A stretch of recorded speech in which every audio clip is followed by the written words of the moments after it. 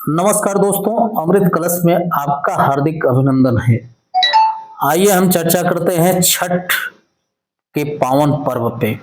छठ का पावन पर्व कब से और क्यों मनाया जाने लगा, इसी पे विस्तृत हम चर्चा करेंगे और लेकर के चलेंगे वास्तव में छठ पूजा में किसकी पूजा होती है। बड़ी एक पुरानी कहावत है कि दुनिया उगते हुए सूरज को सलाम करती है। किसी कव्वाल ने बड़े खूबसूरत अंदाज में अपने कव्वाली में गाने का काम किया था, उगता सूरज धीरे धीरे ढल जाएगा। ऐसा प्रतीत होता है कि सूरज का अस्त होना कमजोरी का प्रतीक है और कोई अशुभ या बुरी बात है, पर ऐसा नहीं है। हम हिंदुस्तान में धार्मिक देश के लोग हैं, हम धर्म को मानने वाले लोग हैं। पश्चिम और अरब देश के लोग इसे बुरा मानते होंगे, पर हम हिंदुस्तान के लोग इसे बुरा नहीं मानते। उगते हुए सूरज को भी हम सलाम करते हैं। हमारे लिए पश्चिम में अस्त होता हुआ सूरज भी उतना ही पूजनीय है जितना पूरब में उगता हुआ सूरज, क्योंकि सूर्य हमारे लिए पूजनीय है, देवता हैं, और देवता की दिशा बदलने से देवता नहीं बदल जाते, हमारा भाव उनके लिए नहीं बदल जाता। बहुत बड़ी बात है सूरज का सूरज होना, हमारे लिए यही सबसे गर्व की बात है। आइए हम चर्चा करते हैं सूर्य देव की उपासना का पावन पर्व छठ पूजा का। ये पावन पर्व, छठ पूजा का यह पावन पर्व कार्तिक शुक्ल के षष्ठमी के दिन मनाया जाता है। और यह पावन पर्व को जो लोग करते हैं उसमें व्रत रखा जाता है और बड़ा कठिन व्रत हुआ करता है। और ये व्रत कैसे प्रारंभ हुआ, ये छठ पूजा कैसे प्रारंभ हुई? प्राचीन मान्यता के अनुसार जब भगवान राम और माता सीता लक्ष्मण सहित अयोध्या आते हैं तो माता सीता जी कार्तिक शुक्ल के षष्ठी के दिन एक कठिन व्रत रखती हैं और उस कठिन व्रत के उपरांत भगवान सूर्य की उपासना करती हैं और अपने धन और धान्य तथा राज के सुख के लिए उपासना करती हैं और कठिन व्रत रखती हैं। तब से ये माना जाता है कि ये छठ का पावन व्रत प्रारंभ हुआ। दूसरी एक और कहानी प्रचलित है। महाभारत काल में बताया जाता है कि कर्ण, जो सूर्य पुत्र के रूप में जिनको जाना जाता है, सूर्य के वो सबसे बड़े उपासक थे। सूर्य को सामने वो घंटों घंटों रह करके तपस्या किया करते थे और अर्घ दिया करते थे। तभी से ये माना जाता है कि सूर्य की उपासना छठ व्रत के रूप में किया जाता है। पुराणों से एक और कहानी मिलती है। राजा प्रियव्रत और उनकी पत्नी मालिनी की बहुत दिनों शादी के उपरांत भी कोई पुत्र प्राप्त नहीं हुए और दोनों पति पत्नी काफ़ी उदास रहा करते थे।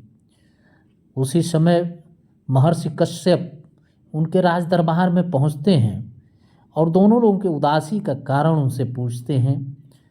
तब दोनों लोग हाथ जोड़ करके महर्षि कश्यप से अपनी व्यथा सुनाते हैं और बताते हैं कि हे महाराज, बहुत दिनों के बाद भी हमें किसी भी तरह के पुत्र की प्राप्ति नहीं हो पाई।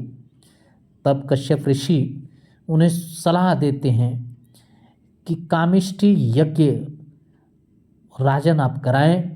कामिष्ठी यज्ञ के फलस्वरूप आपको पुत्र रत्न की प्राप्ति जरूर होगी। तब महाराज व्यवस्था करते हैं और महर्षि कश्यप जी कामिष्ठी यज्ञ करते हैं। यज्ञ में खीर प्रसाद के रूप में रानी को देते हैं और रानी खीर को खाती हैं। कुछ दिनों उपरांत उन्हें पुत्र रत्न की प्राप्ति होती है, लेकिन भाग्य और दुर्भाग्य साथ जुटा होता है। राजा और रानी के साथ एक दुर्भाग्य जुट जाता है। रानी को पुत्र तो पैदा होता है, लेकिन वह पुत्र मृत रूप में पैदा होता है। राजा बड़े दुखित मन से पुत्र को अपनी गोद में लिए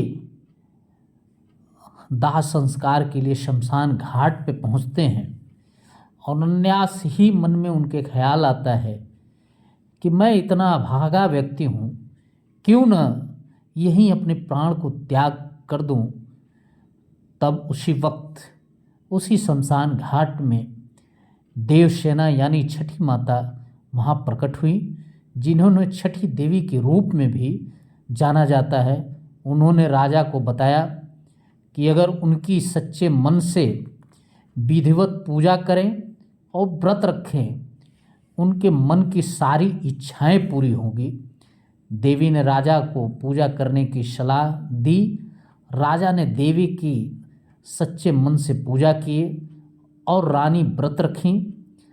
व्रत से प्रसन्न होकर के माता ने उन्हें वरदान दिया कि आपको पुत्र रत्न की प्राप्ति होगी। बताया जाता है कि राजा और रानी जिस दिन इस कठिन व्रत को रखे थे, वह पूजा किए थे, वह कार्तिक शुक्ल पक्ष के षष्ठी का दिन था। तब से आज भी लोग पुत्र रत्न की प्राप्ति के लिए इस कठिन व्रत का पालन करते हैं और व्रत रहा करते हैं। इस व्रत के 4 महत्वपूर्ण दिन होते हैं: नहाने, खाने, घर स्नान। तो आइए एक एक दिन पे हम विशेष चर्चा करते हैं कि वो कौन से 4 विशेष व्रत के दिन हैं। इनका व्रत पहले दिन से प्रारंभ होता है और मांगलिक गीत से स्टार्ट होता है। पूरा दिन घर की और अगल बगल की महिलाएं इकट्ठा होकर के गीत के साथ इस व्रत को प्रारंभ करती हैं। स्नान के उपरांत शाम के वक्त में लौकी की सब्जी, चने की दाल के साथ इनका व्रत समाप्त होता है और पूरी रात छठ माता की गीत गाने का काम करती हैं। अगले दिन पुनः ये व्रत रखती हैं और स्नान करती हैं। शाम के वक्त में गुड़ की खीर इत्यादि बना करके व्रत तोड़ती हैं और उसी दिन रात में छठ माता के व्रत के लिए चढ़ाने का काम, जो भी प्रसाद जो भी बनना होता है, उसी रात में ये लोग बनाने का काम करती हैं और पूरी रात मंगल गीत छठ माता की गाते हुए अगले दिन का जो व्रत इनका तीसरे दिन का प्रारंभ होता है, वो सबसे कठिन व्रत होता है। पूरे दिन व्रत रहने के उपरांत दोपहर के बाद शाम के वक्त में ये पूरे अपने परिवार के साथ घाट पे गीत गाते हुए चलती हैं। उनके गीत में खास कर होता है, कांचे ही बांस की बहंगिया बहंगी लपकत जाए। ये पूरब की माटी की बहुत खूबसूरत गीत बिहार और पूर्वी उत्तर प्रदेश के महिलाएं बड़े खूबसूरत अंदाज में इस गीत को गाते हुए अपने परिवार के सदस्यों के साथ घाट तक पहुंचती हैं, जिसमें परिवार का एक व्यक्ति वो पूजा की सारी सामग्री को एक दौरी में रख करके और कंधे पर रख करके घाट पे जाने का काम करती हैं, जिसमें महिलाएं वो खूबसूरत गीत गाती हुई घाट पे पहुंचती हैं, जिसमें इनके द्वारा बहुत सुंदर सुंदर गीत गाई जाती हैं। और डूबते हुए सूरज को अर्घ देने के उपरांत पुनः सभी व्रती माता बहनें अपने घर वापस आती हैं और पुनः उनका मांगलिक गीत पूरी रात चलता रहता है और सुबह से व्रत रखे रखे ये पूरी रात व्रत रखती हैं।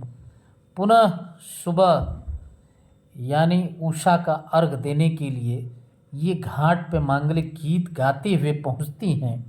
वहाँ पे इनके परिवार के व शुभचिंतक इन्हें अर्घ के रूप में गाय के कच्चे दूध को देते हैं, जिससे कच्चे गाय के दूध का सेवन कर सभी व्रती माता बहनें अपने व्रत को तोड़ती हैं।